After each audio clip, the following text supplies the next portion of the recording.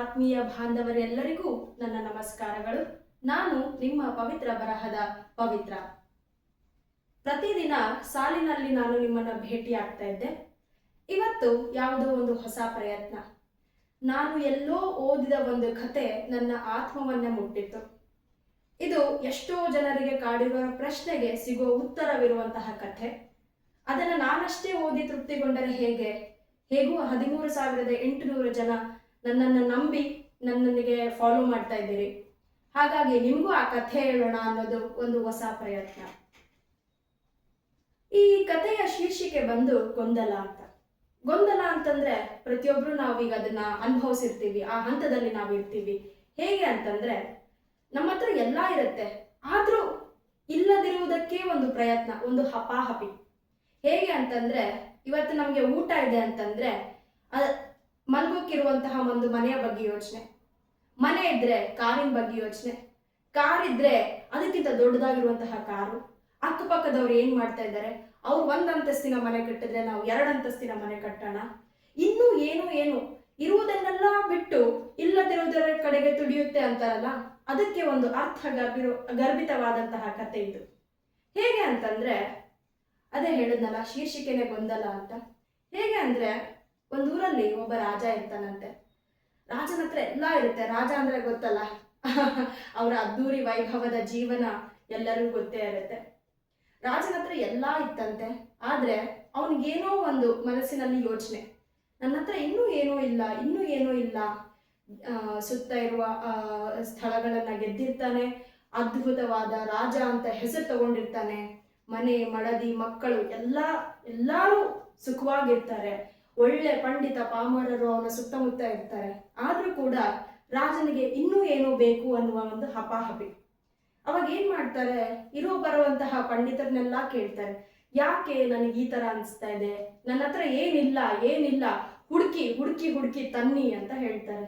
ಎಲ್ಲರೂ ಹೇಳ್ತಾರೆ, ರಾಜ ನಿಮ್ಮ ಹತ್ರ ಅಷ್ಟೈಶ್ವರ್ಯಗಳಿದೆ, ಪ್ರೀತಿಸುವಂತಹ ಜನರಿದ್ದಾರೆ, ನಿಮಗಿನ್ನೂ ಜೀವನ ಪೂರ್ತಿ ಕಳೆಯುವಂತಹ ಸಮಯವಿದೆ, ಎಲ್ಲ ಇದೆ, ಯಾಕೆ ಅಂತ ಕೇಳ್ತಾರೆ.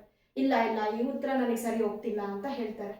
ಅವಾಗ ಏನಾಗುತ್ತೆ ಅಂತಂದ್ರೆ ಒಬ್ಬ ಪಂಡಿತ ಹೇಳ್ತಾನೆ, ಸ್ವಾಮಿ, ನಾವಿಷ್ಟೆಲ್ಲ ಹುಡುಕಿ ತಂದ್ರು ನಿಮಗೆ ನಮ್ಮ ಉತ್ತರ ಸಮಾಧಾನ ತರಲಿಲ್ಲ.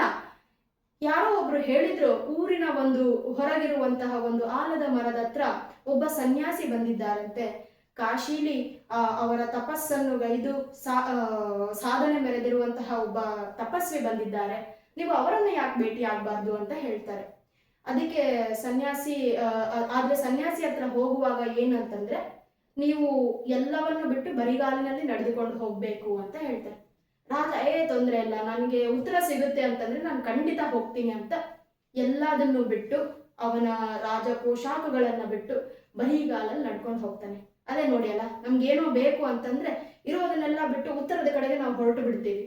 ಅಲ್ಲಿ ಹೋದಾಗ ಸನ್ಯಾಸಿ ಸಾಮಾನ್ಯರಂತೆ ಕಾಯಿಸ್ತಾರೆ, ಒಬ್ರಾದ ನಂತರ ಒಬ್ರು. ನಿಂಗ್ ರಾಜ ಅಂತ ಹೇಳ್ಬಿಟ್ಟು ಅವ್ರೇನ್ ಕರೆಯೋದಿಲ್ಲ. ರಾಜ ಅಲ್ಲಿ ಬಂದ ತಕ್ಷಣ ಹೇಳ್ತಾನೆ, ನಾನು ನಿಮ್ಗೋಸ್ಕರ ಕಾದಿದ್ದೀನಿ ಸ್ವಾಮಿ, ಎಲ್ಲರಂತೆ ಸಾಮಾನ್ಯನಂತೆ ಕಾದಿದ್ದೀನಿ.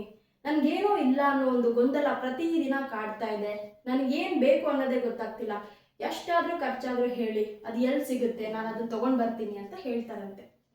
ಅದಕ್ಕೆ ಸನ್ಯಾಸಿ ಯೋಚನೆ ಮಾಡ್ತಾರೆ, ಓಹೋ, ಇವರಿಗೊಂದು ಪಾಠ ಕಲಿಸ್ಬೇಕು ಅಂತ ಹೇಳಿ ಸನ್ಯಾಸಿ ಹೇಳ್ತಾರೆ, ರಾಜ, ನೀನು ಅತಿಯಾಗಿ ಇಷ್ಟಪಡುವಂಥದ್ದು ಏನು ಅಂತ ಕೇಳ್ತಾನೆ.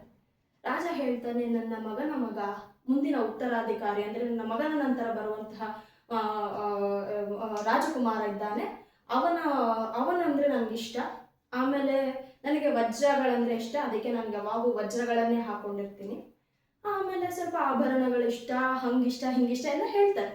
ಅದಕ್ಕೆ ಸನ್ಯಾಸಿ, ಹಂಗಾದ್ರೆ ನಿನ್ನ ಹತ್ರ ಏನಿಲ್ಲ ಅಂತ ನನಗೆ ಗೊತ್ತಾಯ್ತು, ನೀನು ಒಂದು ಕೆಲಸ ಮಾಡು, ನಾಳೆ ಎಲ್ಲರೂ ಬರಿಗಾಲಲ್ಲಿ ನಡ್ಕೊಂಡು ಬರ್ತಾರೆ, ಆದ್ರೆ ನಾನು ನಿನಗೊಂದು ಅವಕಾಶ ಕೊಡ್ತೀನಿ. ನಾಳೆ ಒಂದು ದಷ್ಟಪುಷ್ಟವಾಗಿರುವಂತಹ ಕುದುರೆ ತಗೊಂಡು ಅದ್ರಲ್ಲಿ ನಿನಗೆ ಇಷ್ಟವಾಗಿರುವಂತಹ ಎಲ್ಲಾ ಸಾಮಾನುಗಳನ್ನ ಹಾಕೋ, ನಿನ್ನ ಮೊಮ್ಮಗನನ್ನು ಕರೆದುಕೊಂಡು ಬಾ, ನಾನು ಅವನ ಸಮ್ಮುಖದಲ್ಲೇ ನಿನಗೆ ಉತ್ತರ ಹೇಳ್ತೀನಿ ಅಂತ ಹೇಳ್ತಾರೆ. ರಾಜ ಫುಲ್ ಖುಷಿಯಾಗಿ ಹೋಗ್ತಾರೆ, ಇವತ್ತು ನನಗೆ ಉತ್ತರ ಸಿಗುವಂತಹ ಸಮಯ ಬಂತು ಅಂತ ಹೇಳ್ತಾರೆ. ಅವಾಗ ನೆಕ್ಸ್ಟ್ ದಿನ ಆಗೋದೇ ಕಾಯ್ದು ಅವ್ರು ಬರ್ತಾರೆ, ರಾಜ ಕುದುರೆ ಮೇಲೆ 2 ಚೀಲ ಆಗುವಷ್ಟು ವಜ್ರ ವೈಡೂರ್ಯವನ್ನು ತಗೊಂಡು ಮೊಮ್ಮಗನನ್ನು ಕರೆದುಕೊಂಡು ಬರ್ತಾರೆ. ಸನ್ಯಾಸಿ ಕಾದಿರ್ತಾರೆ. ಅದಕ್ಕೆ ಹೇಳ್ತಾನೆ, ಆ ರಾಜ ನೀನು ತಗೊಂಡು ಬಂದಲ್ಲ, ನೀನು ಇಳಿ ಅಂತ ಹೇಳಿ ನೋಡಿ ಆ ಕಡೆ ಈ ಕಡೆ ಆಗುವಷ್ಟರಲ್ಲಿ ಅವನ ಮೊಮ್ಮಗ ಕೂಡ ಇನ್ನೂ ಕುದುರೆ ಮೇಲೆ ಇರ್ತಾನೆ. ರಾಜ ಅದ್ರ ಮೇಲೆ ಹತ್ತಿ ರಾಜ ಇಳಿದಿದ ತಕ್ಷಣ ಸನ್ಯಾಸಿ ನೋಡೋಷ್ಟರಲ್ಲಿ ಆ ಕುದುರೆ ಹತ್ತಿ ವಜ್ರ ವೈಡೂರ್ಯ ಮತ್ತೆ ಮೊಮ್ಮಗನನ್ನ ಕರೆದುಕೊಂಡು ಓಡೋಗ್ಬಿಡ್ತಾರೆ ಕುದುರೆ ಸಮೇತ. ರಾಜನಿಗೆ ಆಶ್ಚರ್ಯ, ಅಯ್ಯೋ ಅಷ್ಟೈಶ್ವರ್ಯಗಳು ಹೋದ್ರೂ ಪರವಾಗಿಲ್ಲ, ನನ್ನ ಮೊಮ್ಮಗನನ್ನ ಕರ್ಕೊಂಡು ಹೋಗಿದ್ದಾರೆ, ನಾನು ಇಷ್ಟು ದಿನ ದುಡಿದಿದ್ದು ಇತ್ತು, ಎಲ್ಲ ಇತ್ತು, ಹೋದ್ರೆ ಹೋಗ್ಲಿ, ನನ್ನ ಮೊಮ್ಮಗನನ್ನ ಕರೀತಾನೆ, ಹಂಗೆ ಹಿಂಗೆ ಅಂತೆಲ್ಲ ಬೊಬ್ಬೆ ಹೊಡಿತಾರೆ. ಅದಾದ ನಂತರ ಇರುವಂತಹ ಎಲ್ಲ ಸೈನಿಕರನ್ನ ಕರೆದು ಎಷ್ಟು ಬೇಗ ಆಗುತ್ತೋ ಅಷ್ಟು ಬೇಗ ಆ ಸನ್ಯಾಸಿನ ಹುಡುಕ್ಸು ಅಂತ. ಸನ್ಯಾಸಿ ಏನಿಲ್ಲ, ಆರಾಮಾಗಿ 3 ತಾಸುಗಳ ಕಾಲ ಎಲ್ಲರೂ ಹುಡುಕ್ತಾರೆ, ಎಲ್ಲೂ ಸಿಗೋದಿಲ್ಲ. ಅದಾದ್ಮೇಲೆ 3 ತಾಸು ನಂತರ ಸನ್ಯಾಸಿ ಆರಾಮಾಗಿ ಕುದುರೆ ಜೊತೆ ಮೊಮ್ಮಗನ ಜೊತೆ 2 ಚೀಲ ಅಷ್ಟೈಶ್ವರ್ಯದ ಜೊತೆನೆ ವಾಪಸ್ ಬರ್ತಾನೆ ರಾಜನ ಹತ್ರ. ಬಂದ್ಬಿಟ್ಟು ಹೇಳ್ತಾನೆ, ಏನ್ ರಾಜ 3 ತಾಸು ನಾನು ಹೋಗಿದ್ದೆ ಅಷ್ಟೇ, ಎಷ್ಟು ಕಂಗಾಲಾಗ್ಬಿಟ್ಟೆ ನೀನು ಅಂತ. ಅಯ್ಯೋ ನಾನು ಇಷ್ಟು ದಿನ ದುಡ್ದಿದ್ದೆಲ್ಲ ನಾನೇನು ಅನುಭವಿಸ್ಲೇ ಇಲ್ಲ, ನನ್ನ ಮೊಮ್ಮಗ ನನ್ನ ಉತ್ತರಾಧಿಕಾರಿ, ನನ್ನ ಆತ್ಮತೃಪ್ತಿಯವನು, ಇವನು ನೀನು ಕರ್ಕೊಂಡು ಹೋಗಿದ್ಯಾ ಅಂತೆಲ್ಲ ಹೇಳ್ತಾನೆ. ಅದಕ್ಕೆ ಸನ್ಯಾಸಿ ಹೇಳ್ತಾನೆ ರಾಜನಿಗೆ, ರಾಜ ನೀನು ಕೇಳ್ದಲ್ಲ ಪ್ರಶ್ನೆ, ನನ್ನ ಹತ್ರ ಅದಿಲ್ಲ ಇದಿಲ್ಲ, ನನ್ನ ಹತ್ರ ಏನೋ ಒಂದು ಬೇಕು ಅಂತ, ಇದೇ ನಿನಗೆ ಬೇಕಾಗಿರೋದು. ನಿನಗೆ ಅರ್ಥ ಆಗಿರ್ಲಿಲ್ಲ ಅಷ್ಟೇ. ನಿನ್ನ ಹತ್ರ ಎಲ್ಲಾನು ಇದೆ, ಆದ್ರೆ ನಿನಗೆ ಅದನ್ನ ಅನುಭವಿಸುವ ಕಲೆ ನಿನಗಿಲ್ಲ. ಅದೇ ಹೇಳ್ತಾರಲ್ಲ, ನಾವೆಲ್ಲ ಮಾಡ್ತಿರುವಂತಹ ತಪ್ಪೇ ಇದು. ಅಂದ್ರೆ ಎಲ್ಲ ಇವತ್ತು ಇಷ್ಟು ದುಡ್ದಿರ್ತೀವಿ, ಅದನ್ನ ಅನುಭವಿಸಲ್ಲ. ನಾಳೆಗೆ ಏನೋ ಮಾಡ್ಬೇಕು. ಇವತ್ತು ತಿಂದಿರ್ತೀವಿ, ಅದನ್ನ ಜೀವಿಸ್ಕೊಳ್ಳೋದಿಲ್ಲ, ನಾಳೆಗೆ ಮತ್ತೇನೋ ಬೇಕು. ಇವತ್ತು ಯಾರ ಹತ್ರ ಭೇಟಿಯಾಗಿ ಬಂದಿರ್ತೀವಿ, ಆದ್ರೆ ಅದರ ತೃಪ್ತಿ ಇಲ್ಲ. ಇದೆಲ್ಲ ಇದರಿಂದ ಯಾವುದೋ ಹಿಂದೆ ಓಡ್ತಾ ಇದ್ದೀವಿ ನಾವು. ಅದಂದ್ರೂ ನನ್ನ ಪ್ರಕಾರ ಒಂದು ಮರೀಚಿಕೆ ಮಾಯೆ ಅಷ್ಟೇ. ಇರೋ ಒಂದು 3 ದಿನದ ಈ ಜೀವನದಲ್ಲಿ ನಾವು ಏನು ಮಾಡಬೇಕು, ಏನು ಕಲಿಬೇಕು ಅನ್ನೋದು ನಾವು ಯಾವತ್ತೂ ಕಲೀಲೇ ಇಲ್ಲ ಅನ್ಸುತ್ತೆ. ಅದಕ್ಕೆ ಈ ಕಥೆ ಒಂಥರ ಎಲ್ಲರಿಗೂ ಪಾಠ. ಅದೇ ಹೇಳ್ತಾರಲ್ಲ, ಹೋದವರ ಚಿಂತೆಯಲ್ಲಿ ಇದ್ದವ್ರನ್ನ ಮರಿಬಾರ್ದು, ಇಲ್ಲದಿದ್ದದನ್ನ ನೆನೆದು ಇರುವುದನ್ನ ಬಿಡಬಾರ್ದು ಅಂತ. ಹಾಗಾಗಿ ನಿಮ್ಮ ಸುತ್ತಮುತ್ತಲು ಏನಿದೆ ಅದನ್ನ ಮೊದಲು ಅನುಭವಿಸಿ. ಇವತ್ತು ನೀವು ಏನಾಗಿದ್ದೀರೋ ಅದು ಯಾವತ್ತೂ ನೀವು ಕಂಡ ಕನಸು. ಆ ಕನಸು ಇವತ್ತು ಆಲ್ರೆಡಿ ನನಸಾಗಿದೆ. ದಯವಿಟ್ಟು ಅದನ್ನ ಜೀವಿಸಿ. ರಾಜನ ಆ ಒಂದು ಸನ್ಯಾಸಿ ಹೇಳಿಕೊಟ್ಟ ಪಾಠ ಈಗಿನ ಅಂದ್ರೆ ಪ್ರತಿದಿನನೂ ಏನೋ ಒಂದು ಬೇಕು ಅಂತ ಓಡ್ತಿರುವಂತಹ ಎಲ್ಲರಿಗೂ ಇದೊಂದು ಉತ್ತರವಾಗಲಿ. ಖಂಡಿತ ಇದನ್ನ ನಾವು ಅರ್ಥ ಮಾಡ್ಕೊಳ್ತೀವಿ ಅಂತ ಒಂದು ಭರವಸೆಯಲ್ಲಿ ಇವತ್ತಿನ ಪವಿತ್ರ ಬರಹದ ಕಥೆ ಗೊಂದಲ ಇಷ್ಟ ಆಯ್ತು ಅನ್ಕೊಳ್ತೀನಿ.